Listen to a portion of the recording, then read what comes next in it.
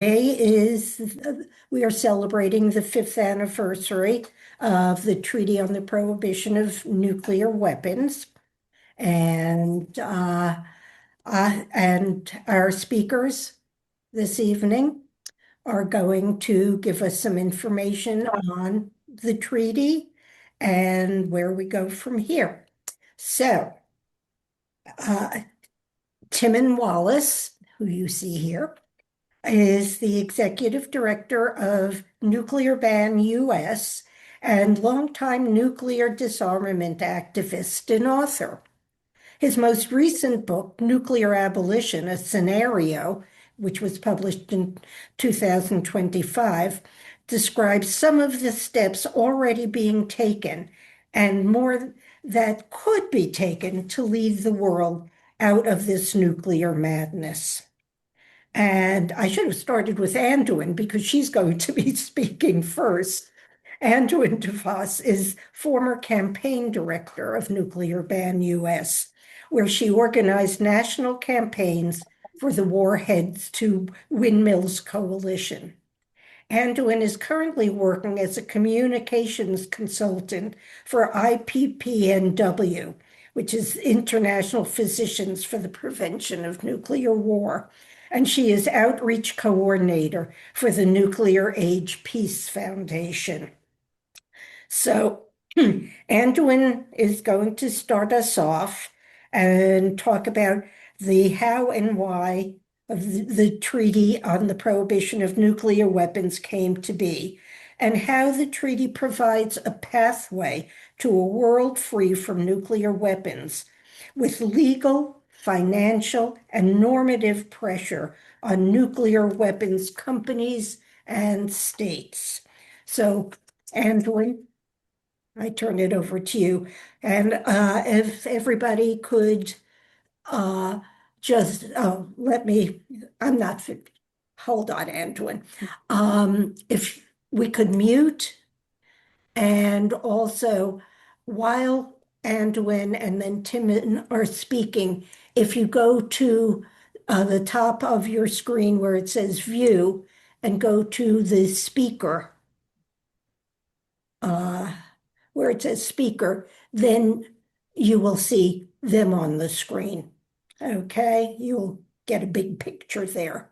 And the Q&A that follows, Anna is going to handle the Q&A, and you can put questions in the chat, or if you haven't thought of them by the time of the Q&A or you're more comfortable, you can raise your hand to ask a question.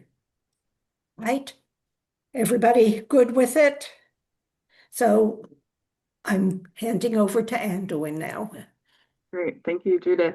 Hi, everyone. Thanks for having me. I'm going to, like Judith said, give a little bit of a history on the treaty, which we're celebrating its fifth anniversary today, how it came into existence and why we need this treaty, where it stands now, and how it can help build this world free from nuclear weapons. Let me start my presentation and share my for you all. Okay. So I want to start with a real basic history of weapons bans. Every other weapon of mass destruction has been banned under an international treaty, but there's been no weapon that has been eliminated without a treaty that has banned it. And I'm highlighting these here: the Biological Weapons Convention, Chemical Weapons Convention, which the U.S. is a party to. Sorry, is there a problem? Sorry. No problem. Okay, sorry.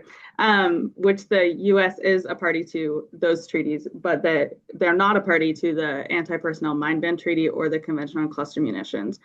And I put those in there because they're still important, because they, although the U.S. is not legally bound to them, they do have a real measurable impact on the U.S.'s policies towards mines and towards cluster munitions. And so that's kind of the model where we're hoping and where the TPNW is filling. So up until January 22nd, 2021, there was this massive legal gap where the other weapons of mass destruction were banned under international law, but the most catastrophic, the most existential one was not. Um, and it's kind of counterintuitive because the United Nations was established with safeguarding nuclear weapons in mind. The very first resolution of the United Nations was to establish a commission to make recommendations to eliminate nukes. But it took us a very long road to get here. So I'm going to talk about that a little bit and then get into what it's actually doing now. So it started with kind of the failures of the Non-Proliferation Treaty. I'm sure you all know about the NPT and its failures. It aims to stop the spread of nuclear weapons to other countries which do not already own them. And of course, in that utmost goal, it has already been unsuccessful.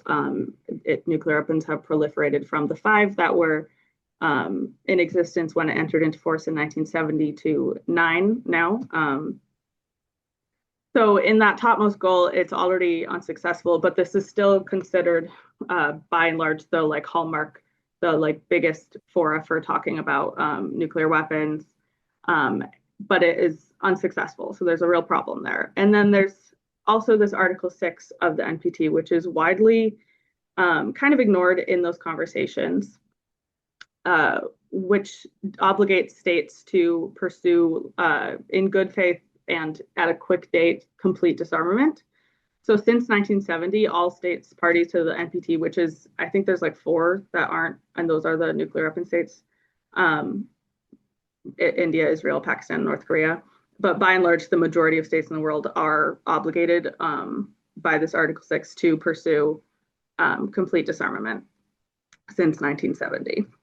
But there's a real problem with the NPT, other than its lack of success with proliferation, which is that it's really unable to reach this consensus. You have this problem in multilateral fora where there's just so many national interests and challenges, and especially in this fora where you have the nuclear weapon states and the non-nuclear weapon states. So you have the nuclear bullies and then the rest of the world that is kind of sane and does not prescribe to those theories of nuclear deterrence, and they just can't agree. So they've been unable to produce any kind of consensus or make any kind of progress towards these goals for years. And in fact, the last 2 review conferences have been unable to produce any kind of outcome document even. They can't even agree on wording.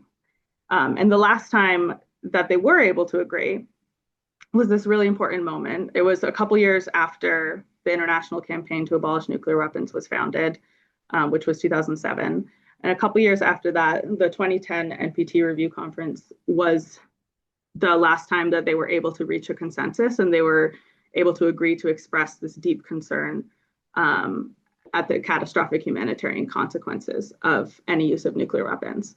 And that became a really important moment in history because it allowed this kind of group of humanitarian states and civil society to pursue that language as a framework to take forward a call for humanitarian disarmament. So this is kind of where they were able to use that statement to try and fill this legal gap that the non-existence of a nuclear ban left. So this is some kind of UN logistics, which I kind of nerd out on, but there's a growing number of states in this humanitarian initiative that delivered these statements to the NPT, the civil society that kept pushing this humanitarian lens. And those statements were eventually endorsed by 4/5 of the UN body. So a huge number of people are a huge number of the world, the vast majority is incredibly concerned about the existence of nuclear weapons, the catastrophic humanitarian harm they cause, and just does not prescribe to using them for security. And so the UN established a working group to pursue these disarmament negotiations. And then you had these series of humanitarian conferences, which were coordinated by ICAN, the International Campaign to Abolish Nuclear Weapons, held in 2013 and 2014 in Norway, Mexico, and Austria. And basically the goal there was to present the medical and scientific evidence to really elaborate on and grow this foundation of knowledge of the catastrophic humanitarian consequences of nuclear weapons and nuclear war. So I want to take a moment to talk about what those impacts are, because it's really the foundation of the treaty. It's where the treaty came from. It's what makes it so important. and it's what really drove it. The Treaty on the Prohibition of Nuclear Weapons, yes, it's a disarmament treaty, but at its heart, it's a very humanitarian treaty. It's focused on those humanitarian concerns, not the security concerns. So, like those other weapons of mass destruction that I mentioned at the beginning, um, nuclear weapons, which are the worst of them, but they cause vast indiscriminate harm. So they don't discriminate between a military target and a civilian target, which is a serious problem that's already against international humanitarian law.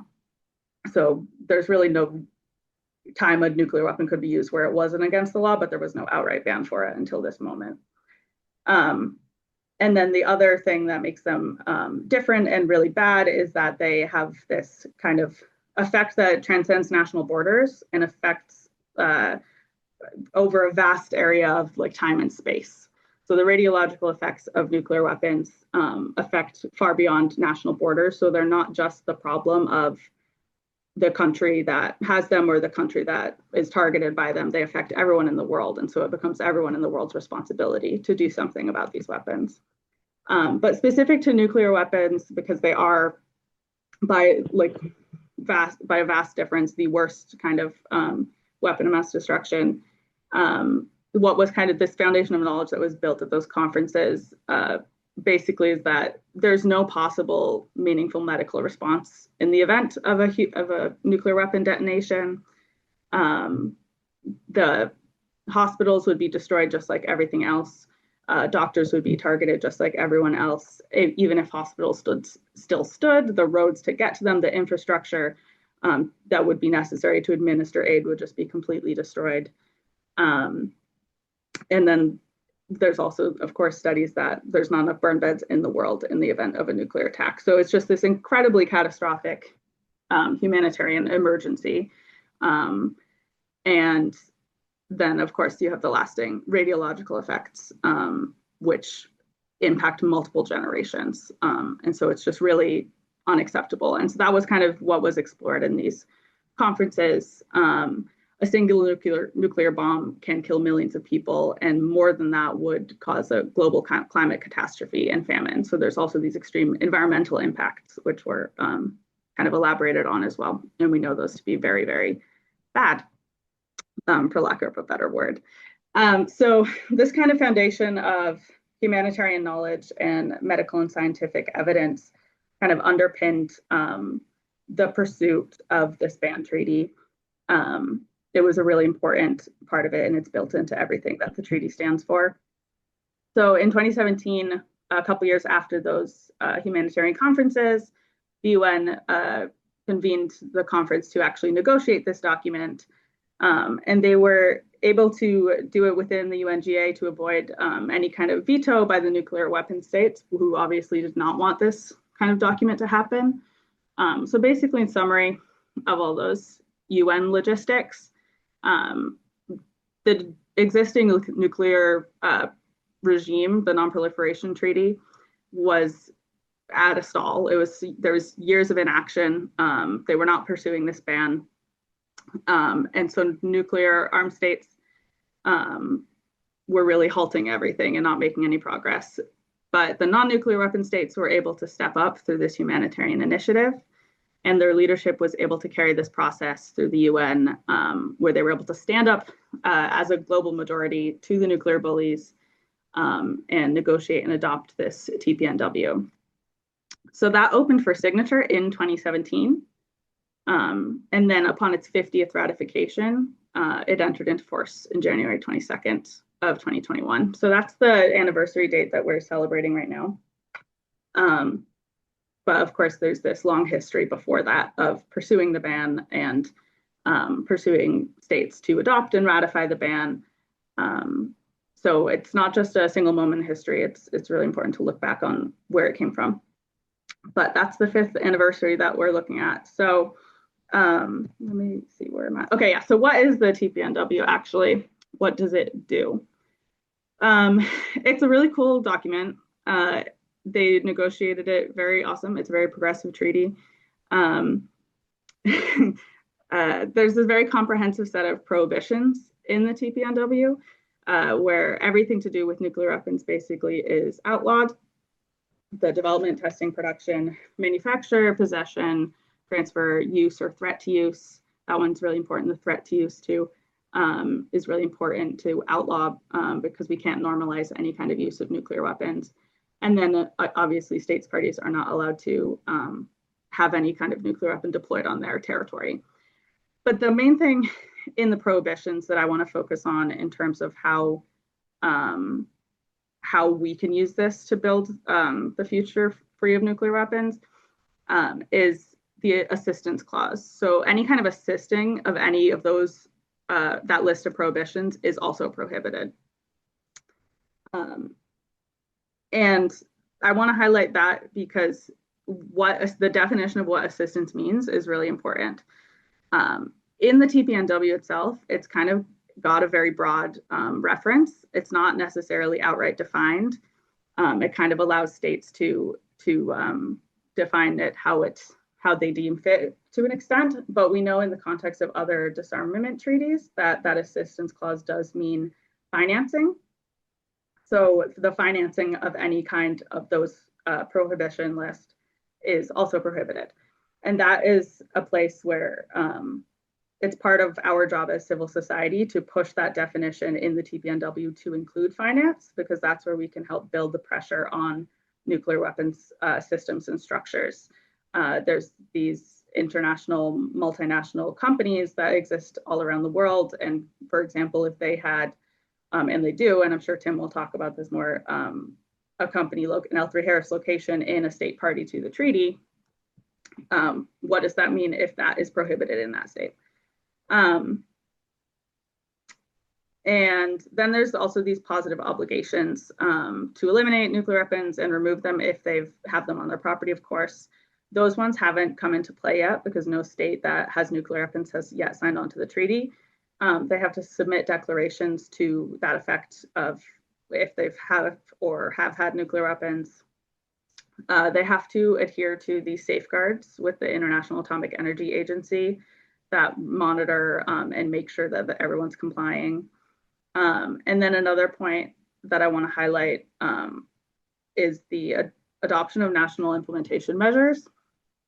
And this is another part where we can help build this pressure, this legal and financial pressure with the treaty. So that means that the states have to translate the international treaty text into their own national legislation, and that includes with applicable penal sanctions. So that puts this real legal legislative pressure on nuclear weapons. For example, again, companies, if they had an office in a state party to the treaty, and that is now punishable by prison time, like, well, how does that put pressure on those companies in the nuclear weapons systems? And then, of course, a really big part of this treaty, because it is so based in the humanitarian impacts, is the clause to assist victims and remediate affected territory. This is a huge area for nuclear justice, for allowing the voices of victims to be heard. And that's not only the victims in Japan of the bombings of Hiroshima and Nagasaki. This also includes like the victims of nuclear testing around the world. And so there's this obligation to assist these victims, recognize the harms that have been done, and remediate the affected environmental territory, which is really important.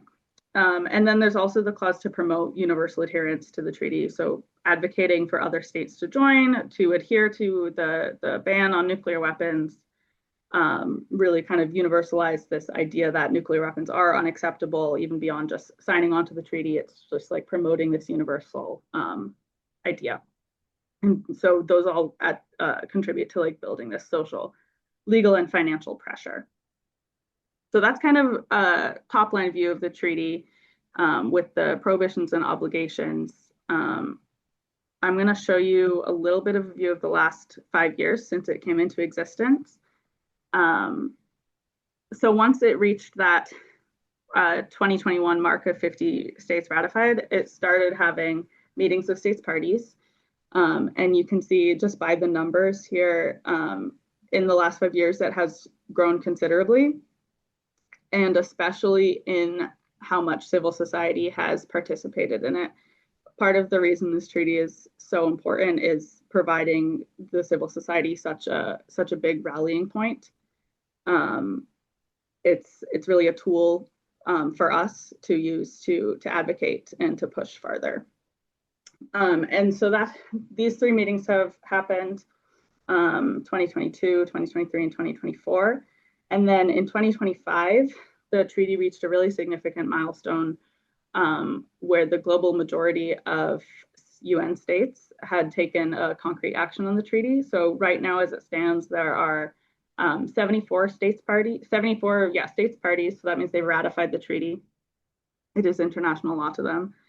And then there are an additional 24 signatories. So that means they've taken the first step. They have full intentions on ratifying. They're just in the legislative process of making that stuff happen, but it will eventually get there. So there are 99 states that have taken an action on the treaty, and that is the global majority of the world. And that's really important because this year, in a couple months, in fact, the NPT will be having its next review conference.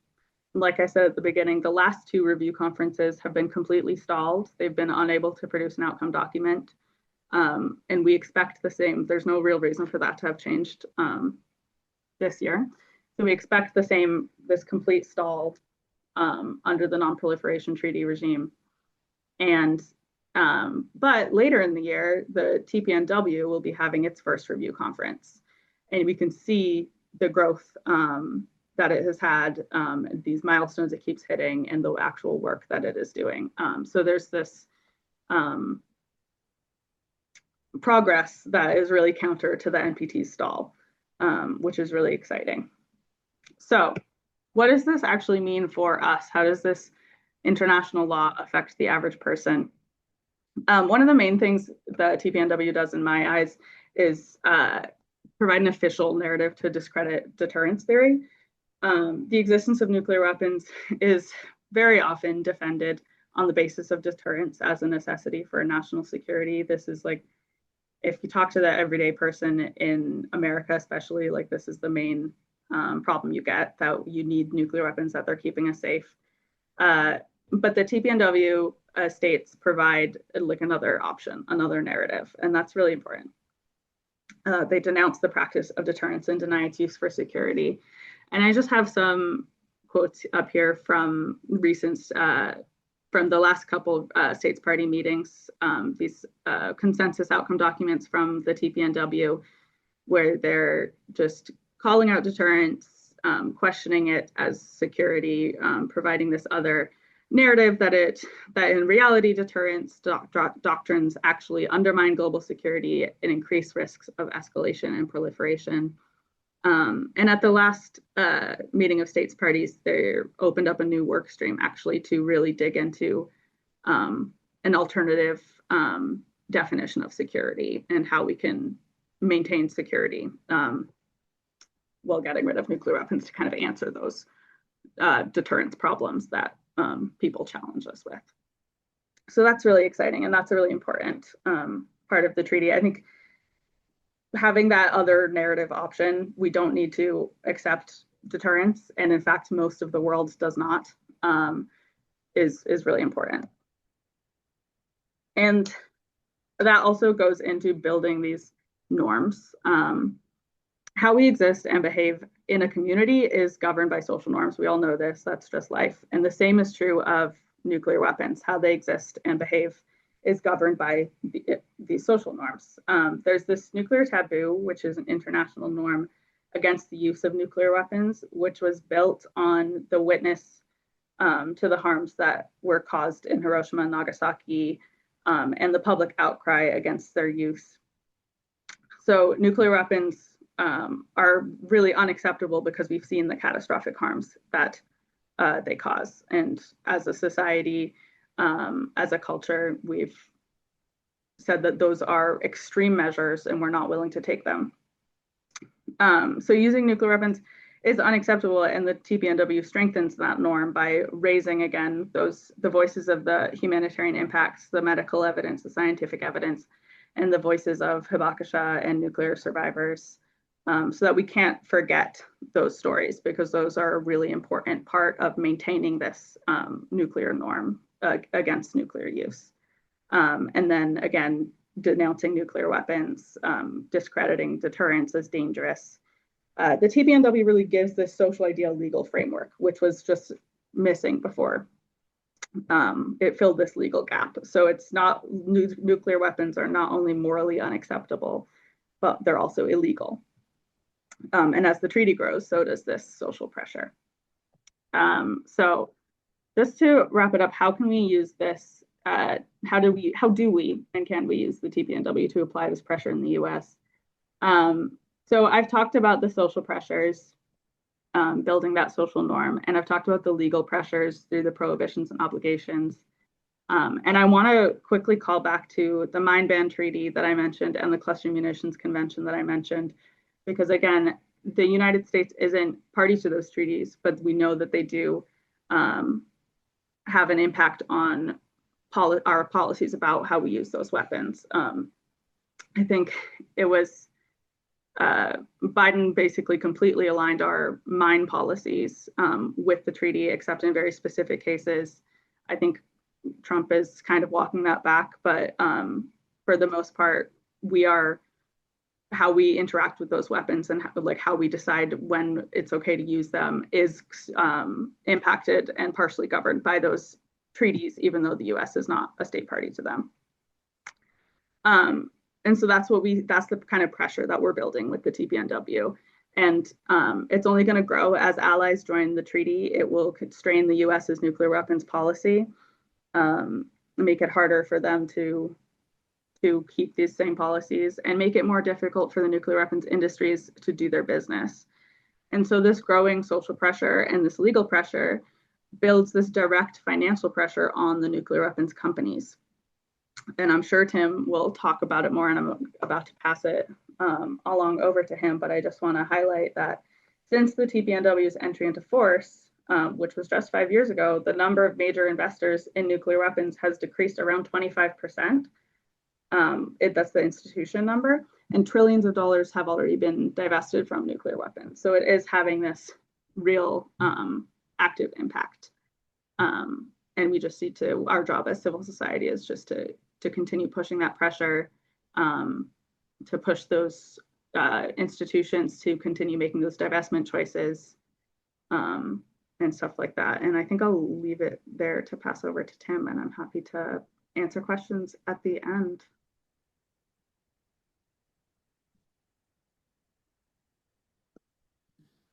Should I just? I think Judith is speaking, but she's muted. Judith, you're muted.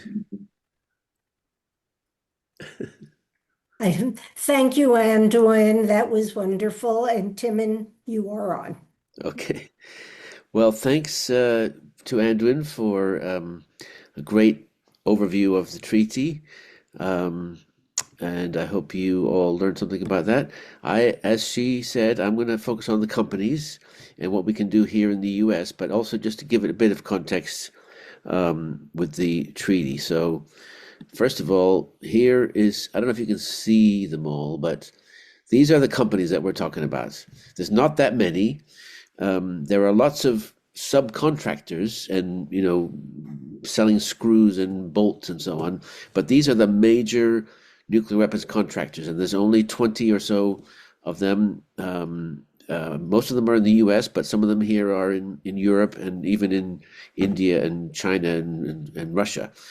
And you can see here L3 Harris. I don't know if you can see. Is L3 Harris over there? I don't even see it. I guess it's behind. Yeah, it's you have to move your picture of who's speaking. But anyway, we can see it. You can see it. Okay, good. So I know. You've got an L3 Harris near you in New Jersey. I think you've also got the headquarters of Honeywell. Is that right? Near in New Jersey, and some of these other companies. But the point really is, in terms of the treaty, is that these companies are not just in the United States or Europe.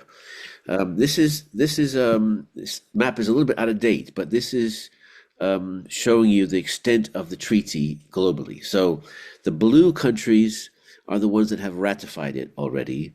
The green ones have signed it, are in the process of ratifying it. And as Anduin said, that the green and blue together adds up to 99 countries out of 198. So we're already doing really well there. 197. Anyway, the yellow countries are countries that have been voting for the treaty, but haven't signed it yet. They vote in the General Assembly saying that all countries should sign the treaty, but they still haven't done it themselves. And the orange ones are the most interesting because they're countries where there are large majorities of public opinion in support of signing the treaty. In many cases, governments in support, like Australia. The Prime Minister of Australia is personally committed to the treaty. I mean, he's been on ICANN demonstrations. He's spoken out in support of the treaty. He got his own party to support the treaty, and he just got reelected. So I'm hoping that sooner rather than later he's going to join. But also, a lot of countries in Europe, Spain has a ruling coalition that's committed in theory to signing the treaty. Germany did. They just had elections last year, and they have a new government, as you probably know, which is not so supportive. But I mean, these things change. Norway has a government supports the treaty. Iceland does.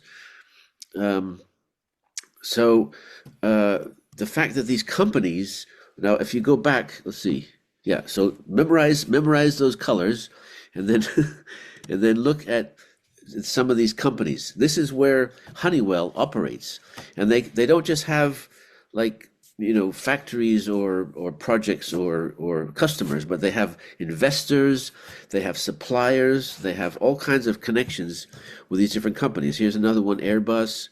They're all over the map, and that's why the TPW is going to have an impact on these companies. I mean, it already is having an impact on them. There's another one from France. This is Bechtel. I mean, Bechtel has huge multi-billion-dollar contracts in these other countries, and if they suddenly say, sorry, you're breaking international law, that's really going to have an impact on the companies. And as Anduin was saying, divestment is one of the tools that we have. So far, only Ireland has really, at a national level, divested from nuclear weapons, passed national legislation which makes it illegal and with a penalty of up to life in prison for having anything to do with nuclear weapons. We need these other countries to follow that example of Ireland.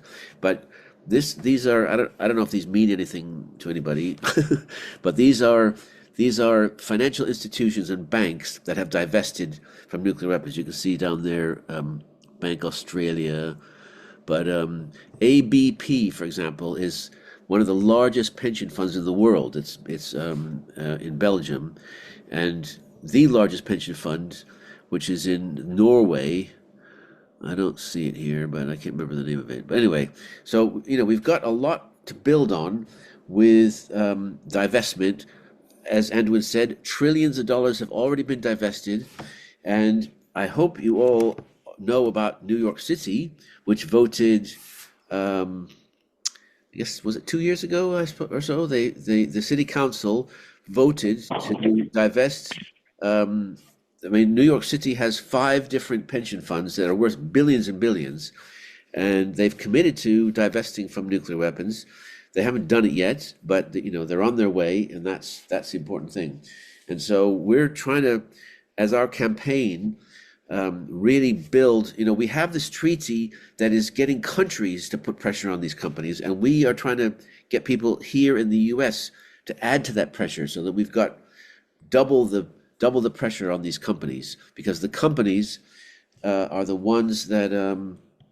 And to go back to this diagram, I don't know if you've all seen this before, but I mean, these companies have so much power. It's unimaginable how much power they have over our government, but not only over Congress by financing their re-election campaigns and providing expertise for voting on bills and actually writing those bills, but also they have influence over the narrative that Edwin was talking about deterrence. I mean, we have the media gets their information from these companies and from the think tanks that are funded by the companies and from the NGOs even, but also academics. These companies, their tentacles reach everywhere, and they have a lot of money, and they use that money to make sure that we keep support, or that Congress keeps funding these nuclear weapons. So that's why we got to really target these companies and get them to think again. And we know from the 1980s that this is a strategy that can work. General Electric, I always give this example. General Electric was the largest corporation in America in 1982 or whatever it was. And Ronald Reagan himself was an employee of General Electric. He was their public face for many years. And General Electric faced national boycotts and divestment in the 1980s. According to one study, there were more than 2 million people boycotting General Electric light bulbs at one point. There were whole hospitals refusing to buy equipment from General Electric. And General Electric pulled out of the nuclear weapons business. And I'm convinced that they helped turn this around by going to Reagan and saying, like, do something. We don't want this. We don't like the public going against us and also, hurting our bottom line. We want to be the good guys, and we want to see the U.S. make some change here. So that's the basis for putting our eggs in this basket right now and hoping that we can have some influence on these companies, writing letters to them. We have campaigns of, putting out social media posts targeting these companies, but getting schools and hospitals and faith communities and towns to divest, to refuse to do business with these companies. That is the only way we're going to actually get rid of these weapons, in my view. So that's my message, and I know you're all on board and wanting to know how you can help. So that's where we can have the discussion. Thanks.